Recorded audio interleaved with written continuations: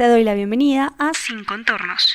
Mi nombre es Carolina Moser y por medio de historias, consejos y experiencias nos iremos impulsando poco a poco a salir de la línea. Te invito a que vayas por tu menjurje favorito, en mi caso una deliciosa taza de té, y me acompañes a hablar del tema que nos ha martillado la cabeza desde que nacemos, la famosa zona de confort. Así es, esa zona que todos dicen que debemos abandonar para crecer o alcanzar nuestro máximo potencial, pero ¿es realmente eso lo que necesitamos? ¿De verdad existe? ¿O es solo un concepto que nos han venido vendiendo para que salgamos a hacer algo extraordinario con nuestras vidas, mientras en realidad seguimos atrapados en la rueda de la cotidianidad? Pues precisamente hoy vamos a desmentir esa idea, vamos a explorarla a fondo y por supuesto tratar de entender si salir de la zona de confort es algo que realmente necesitamos o por el contrario hemos estado comprando una mentira enorme. Pero bueno, antes de empezar, déjenme hacerles una pregunta. ¿Quién de ustedes ha escuchado alguna vez esa famosa frase de sal de tu zona de confort y verás todo de lo que eres capaz? Pues muy bien, todos aquellos que dijeron que sí, los que levantaron la mano, los que hicieron bienvenidos al club. Pero bueno, ¿realmente hemos entendido el significado o simplemente es una idea que nos han metido tanto en la cabeza que ni siquiera hemos cuestionado su sentido? Eso precisamente es lo que vamos a descubrir.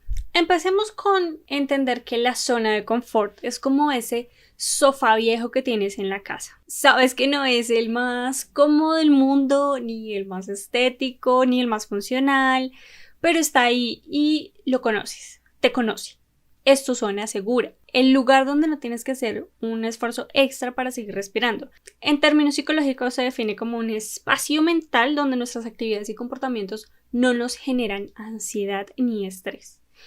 Porque, claro, todo eso lo tenemos bajo nuestro control y no necesitamos enfrentarnos a los temidos miedos o desafíos de lo desconocido.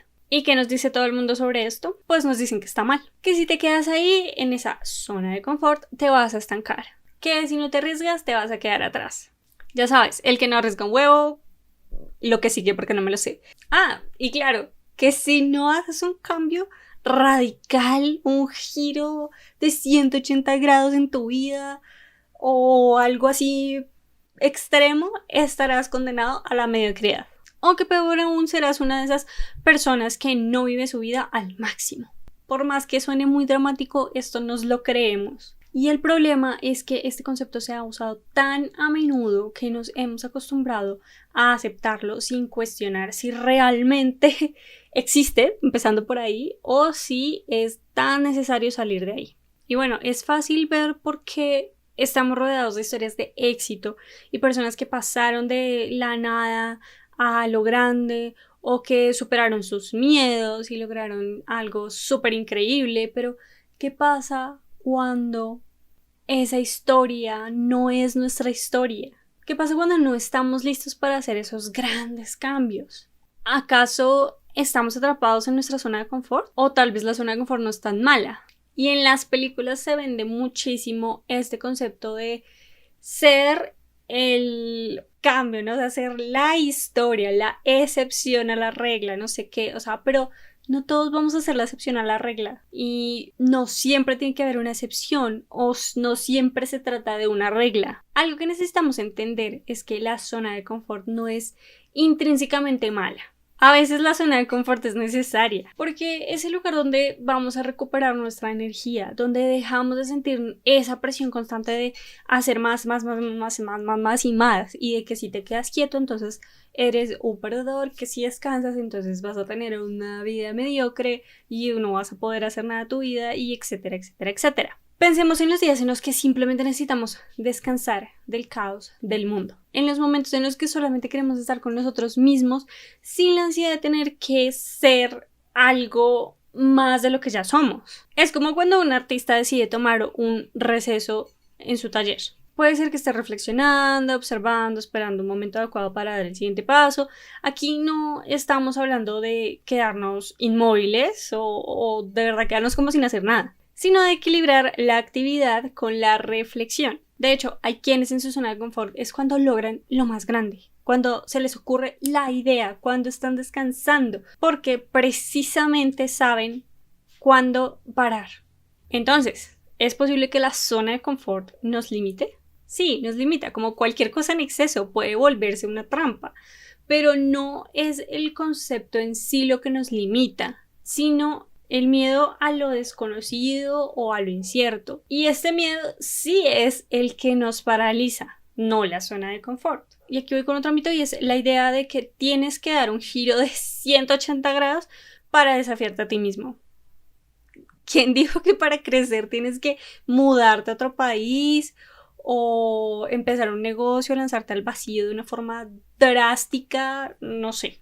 Esa visión tan radical es parte de la narrativa cultural que nos ha empujado a pensar que no estamos logrando nada si no estamos en una constante montaña rusa de cambios extremos. En realidad, desafiar nuestras creencias no tiene que ver necesariamente con cambios drásticos. Puede ser simplemente cuestionarnos cómo vemos el mundo, cómo nuestros hábitos o incluso nuestras relaciones están afectando, sea de manera positiva o negativa, nuestra vida. De hecho, es que podemos empezar con pequeños movimientos, pequeños ajustes que son casi imperceptibles, pero créeme que a lo largo del tiempo pueden hacer una gran diferencia. Por ejemplo, te has convencido a ti mismo de que no eres una persona creativa. Ahora, en lugar de irte a un retiro espiritual donde te reencuentres con tu artista interior o que encuentres que tus antepasados fueron súper artistas o lo que sea, dedícate 10 minutos al día a dibujar, a escribir o a hacer lo que sea que te ayude a reconectar con esa creatividad que ni siquiera sabías que tenías. Como te digo, no es un cambio drástico, pero sí requiere que sea un desafío. Y esos 10 minutos o 5 minutos que pueden ser algo tan corto, puede llegar a ser ese desafío que va a empezar a cuestionar tus propios límites. ¿Y qué pasa cuando dejas de lado esa idea de salir de la zona de confort o salirte de la línea, como lo llamo yo en este podcast? Pues resulta que empiezas a enfocarte en el proceso. La vida no es un proyecto que tiene un principio y un final claramente definidos.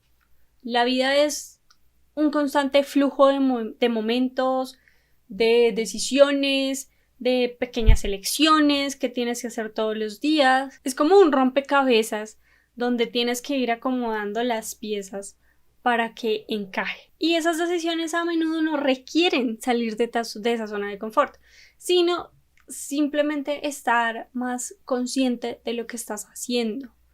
No necesariamente necesitas, lo que te digo, algo súper drástico, sino ser consciente de que ese es un desafío y ser consciente de que quieres hacer y superar ese desafío, porque también te puedes quedar aquí, estás en la zona de confort o estás fuera de la zona de confort, pero no quieres llevar a cabo ese desafío.